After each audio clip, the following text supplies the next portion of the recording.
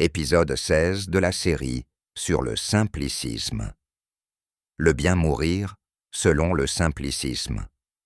La mort est l'une des certitudes les plus absolues de l'existence humaine. Et pourtant, elle demeure l'une des réalités les plus angoissantes. Elle met fin à tout ce que l'on contrôle, tout ce que l'on possède, tout ce que l'on croit maîtriser. Elle interrompt le temps. Elle ferme les yeux du corps, et elle ouvre une question que nul ne peut éviter. Qu'y a-t-il après? Face à ce vertige, les réponses humaines se divisent. Certains nient, d'autres fuient, d'autres se révoltent. Mais d'autres encore trouvent une paix étonnante, la foi. Le simplicisme affirme une idée simple. La foi en Dieu n'est pas seulement une croyance. C'est une source de sérénité, une lumière intérieure qui accompagne l'homme jusqu'au seuil ultime. La peur de la mort ne vient pas uniquement de la douleur ou de la séparation. Elle vient surtout de l'inconnu, de l'idée du néant, de la perte totale de maîtrise. Certains penseurs l'ont décrit avec lucidité. L'homme vit en sachant qu'il va mourir, et cette conscience structure son existence. D'autres ont vu dans la mort l'absurde finale, un mur sans réponse. Mais l'islam renverse la perspective. La mort n'est pas un gouffre sans sens, elle est un passage. Le Coran affirme clairement « Toute âme goûtera la mort ». Ensuite, c'est vers nous que vous serez ramenés. Ce verset change tout. Il ne dit pas seulement « vous mourrez », il dit « vous reviendrez ». La mort devient alors une étape dans une trajectoire, non une fin vide. Et c'est précisément cette certitude qui apaise le cœur croyant. Le Coran ajoute « pour montrer que la mort n'est pas l'effacement absolu, et ne pense point que ceux qui sont tués dans le sentier d'Allah sont morts. Au contraire, ils sont vivants auprès de leur Seigneur, bien pourvus. » Ce n'est donc pas seulement une survie morale ou symbolique. C'est une continuité réelle dans une autre dimension de l'existence. Le simplicisme rappelle que l'être humain ne cherche pas seulement des preuves. Il cherche un sens, un cap, une destination. Et c'est là que la foi devient une source de quiétude. Le Coran le dit avec une formule lumineuse. Ceux qui ont cru et dont les cœurs se tranquillisent à l'évocation de Dieu. N'est-ce point par l'évocation de Dieu que se tranquillisent les cœurs? Quand l'homme sait qu'il vient de Dieu, qu'il vit sous le regard de Dieu, et qu'il retourne vers Dieu, il cesse d'être suspendu dans le vide. La foi ne supprime pas les épreuves, mais elle leur donne un cadre. Elle ne supprime pas la douleur, mais elle lui donne une direction. Elle ne supprime pas la mort, mais elle lui donne une signification. Le monde est instable, parfois injuste, souvent imprévisible. Le croyant n'est pas épargné. Il tombe malade, il perd, il souffre, il pleure.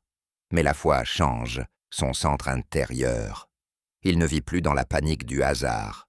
Il vit dans la confiance du sens. Le simplicisme insiste.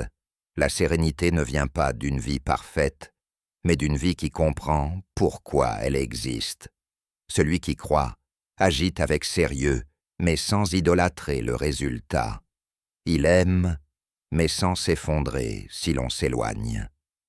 Il gagne, mais sans arrogance. Il perd, mais sans désespoir. Et quand la mort approche, il ne s'écroule pas dans l'angoisse du néant, car il sait qu'il retourne vers celui qui l'a créé. Le simplicisme affirme que la foi ne se juge pas seulement dans la vie, mais dans la manière dont l'homme affronte l'ultime instant. Le croyant sincère ne voit pas la mort comme une malédiction. Il la voit comme un retour, une rencontre, un passage vers la vérité. Le Coran exprime cette sérénité promise. Ceux qui disent « Notre Seigneur est Dieu », puis se tiennent dans la droiture, les anges descendent sur eux. N'ayez pas peur, ne soyez pas affligés, mais réjouissez-vous du paradis qui vous a été promis. » Cette parole était capitale. Elle annonce que la mort n'est pas une chute dans l'inconnu, mais l'ouverture d'une espérance. Dans la vision simpliciste, la mort devient un seuil. Elle ferme l'épreuve terrestre et ouvre la justice divine. Le croyant ne fuit pas la vie, mais il sait que la vraie vie commence après la mort, là où l'âme n'est plus enfermée dans les limites et les frustrations. Le cœur ne se calme pas par des discours. Il se calme par une certitude, Dieu existe. Quand cette certitude s'installe, l'existence se simplifie. Je viens de Dieu. Je vis sous son regard. Je retourne vers lui.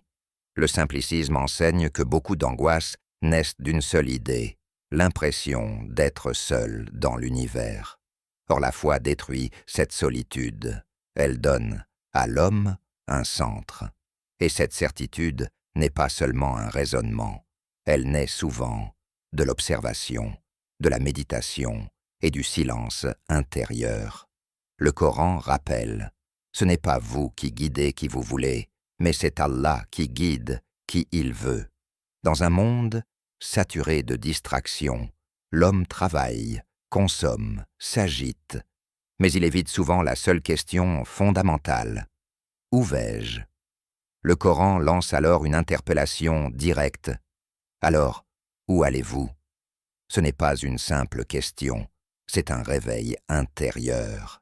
Car que l'on croit ou non, la destination demeure, le retour à Dieu.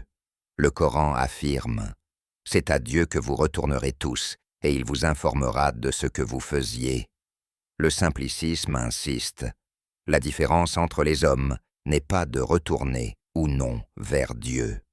Tous retournent. La différence est l'état dans lequel ils reviendront.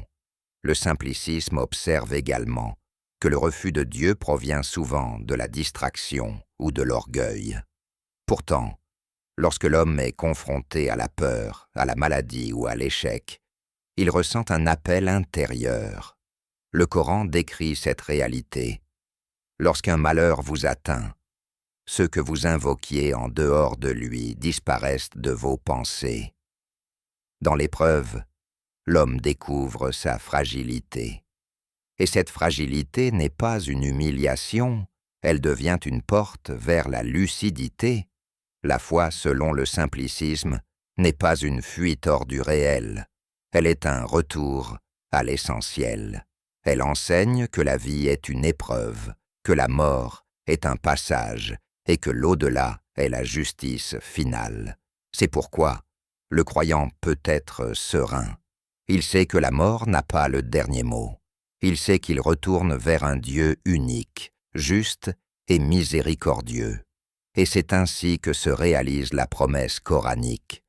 Ceux qui ont cru et dont les cœurs se tranquillisent à l'évocation de Dieu. N'est-ce point par l'évocation de Dieu que se tranquillisent les cœurs? La foi devient alors une paix intérieure, et cette paix accompagne l'homme jusque devant la mort.